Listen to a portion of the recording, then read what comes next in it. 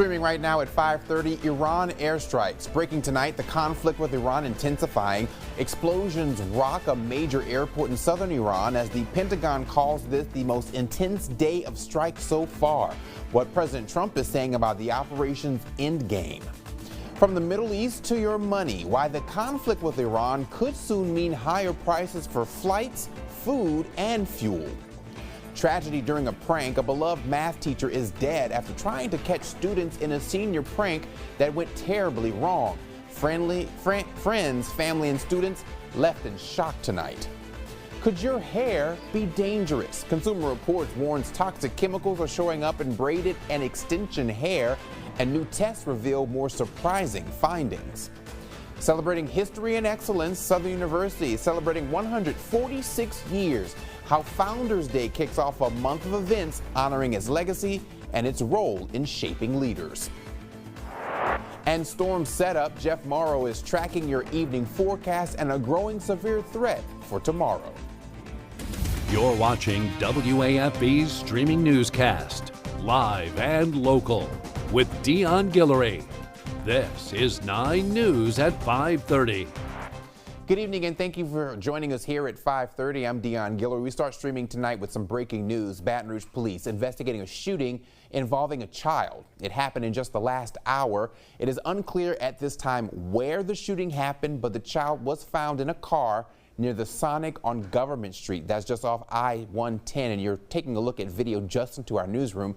Baton Rouge police telling us the shooting is serious. At this time, we do not know the child's age. We do know Chief T.J. Morse is on the scene trying to gather information along with other investigators who are on that scene right now. Once we find out more details about what caused this shooting to happen, what led up to it, and what investigators have found out, we will let you know those details on the 9 News app.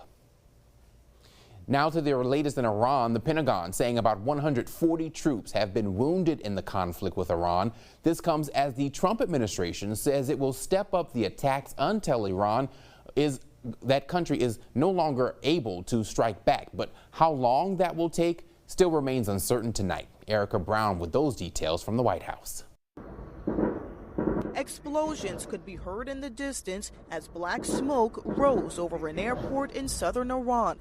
Defense Secretary Pete Hegseth called Tuesday the most intense day yet of strikes inside Iran. The most fighters, the most bombers, the most strikes. It comes after President Trump told CBS News on Monday he thought the war with Iran was, quote, very complete, pretty much. But the White House says the operation will continue until the military objectives are reached. And that Iran is in a position of complete and unconditional surrender, whether they say it or not.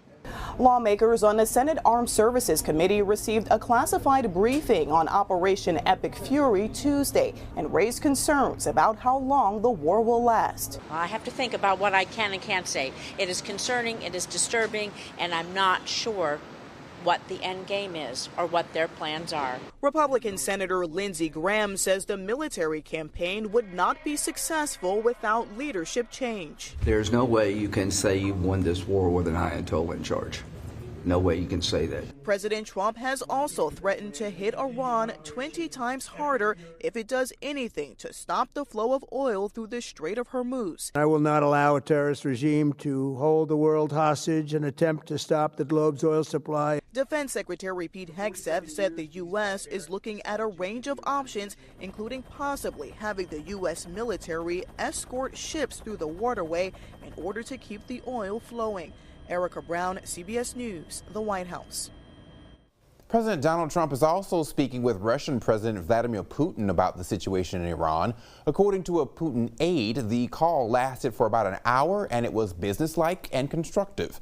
Putin is calling for a ceasefire in the conflict, and the Russian aide says Trump offered his assessment of the conflict with Iran, but no specifics have been disclosed and the White House has not commented.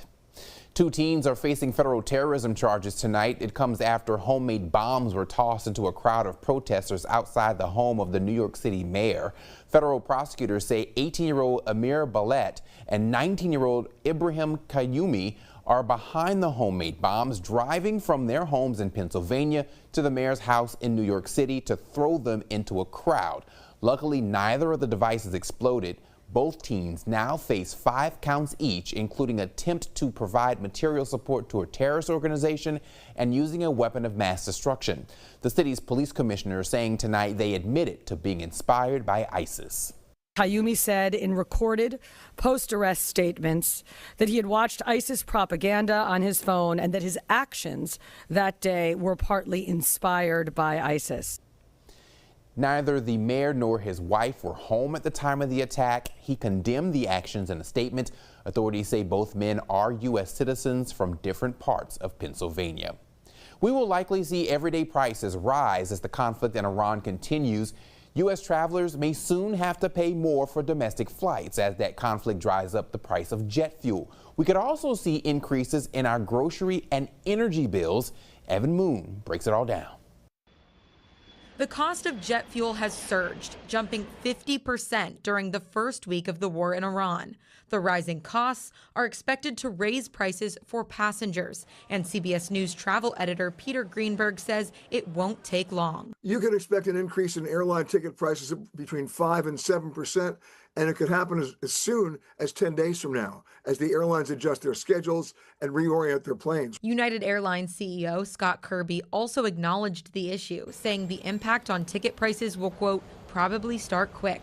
And travelers won't just see it at the ticket counter. It's not just tickets, it's hotel rates as well, because there's an energy surcharge that happens when the fuel costs go up. Those rising energy costs will also affect Americans' bills at home. We're going to be seeing higher energy costs, and gasoline is going to be competing with electricity in terms of the leading edge of higher energy costs. Bankrate senior economist Mark Hamrick says consumers might also see higher prices at the grocery store and anywhere else products need to be shipped. The bulk of the goods we buy are moved by truck, and trucks use gasoline or diesel fuel, and so the cost of moving all that stuff goes higher, and then they're going to either manage those costs or pass those along to their customers. President Trump said last week, once the war ends, prices should fall. If we have a little high oil prices for a little while, but as soon as this ends, those prices are going to drop, I believe, lower than even before.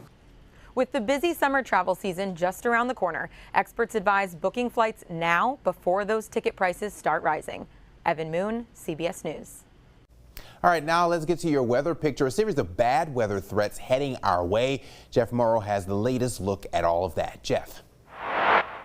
Pretty mild and nice evening ahead. Temperatures dropping down from the 80s into the 70s. So whether it's baseball at the box or out to dinner with the loved ones, should be looking pretty good for whatever evening plans you have. As we look towards tomorrow, though, especially during the evening hours, we've got a first alert headline that we've got to give you. We're talking about Wednesday night, and we're talking about the threat for some strong to severe weather. So damaging wind gusts, frequent lightning, and maybe EF2 tornado threat could be in place as we go Wednesday night into very early Thursday morning. And the reason why or how, we're going to see a line of thunderstorms developing and pushing through the area ahead of an approaching cold front. And again, that's going to be taking place tomorrow night. Here's the severe weather outlook from the Storm Prediction Center. The slight risk has been expanded farther to the south and southeast with their afternoon updates. So they've kind of upgraded the level of threat across our area. It is now a 2 out of 5 for the vast majority of our viewing areas. Certainly doesn't guarantee we're going to see severe weather, but the likely outcome will be the potential for a watch at first and then a couple of warnings being issued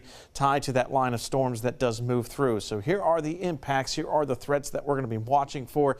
Damaging gusty winds of 60 miles per hour or greater. That possibility of some very localized tornadoes here and there, and also frequent lightning. Combination of these impacts could result in some sporadic power outages, something to watch for.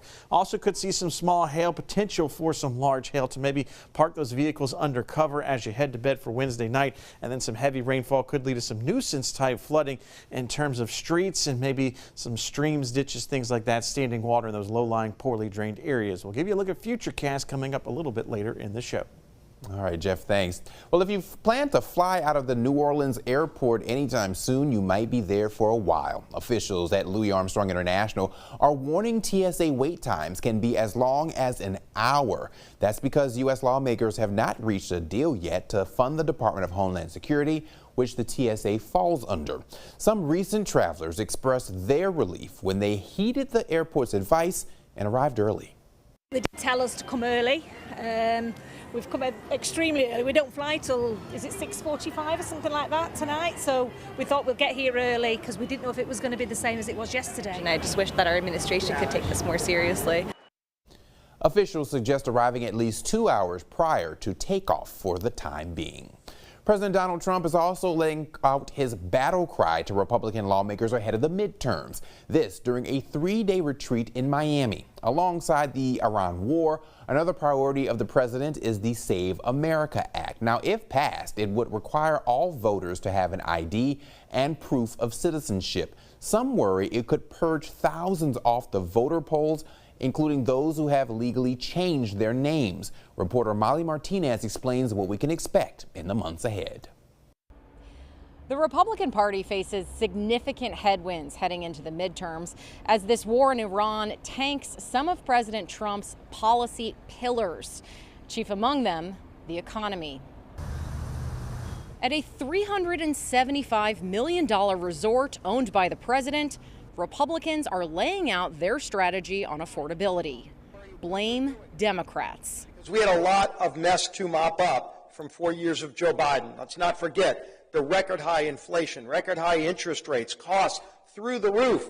Democrats never wanted to talk about affordability when they were jacking up costs on all families. The plan is also to highlight the economic boosters buried in the so-called Big Beautiful Bill, including no tax on tips, no tax on overtime, and a $6,000 deduction for seniors. When people file their tax returns this year, 4 in 10 American families are getting real money back, over $1,000 back for most working families.